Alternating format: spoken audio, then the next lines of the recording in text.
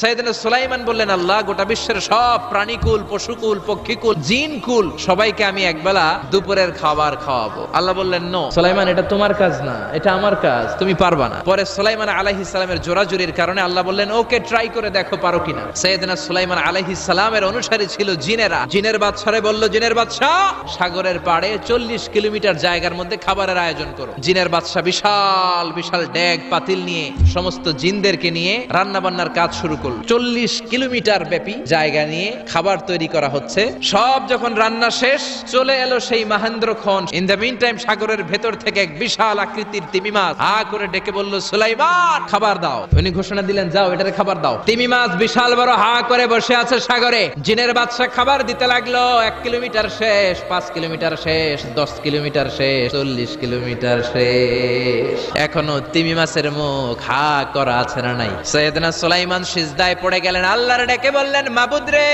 আমি বুঝতে পারি না আসলে রিজিক দেওয়ার মালিক আমরা না, গোটা বিশ্বের সবাইকে খাওয়ানোর ক্ষমতা আমার নাই, রিজিকের মালিক একজন, তিনি কে?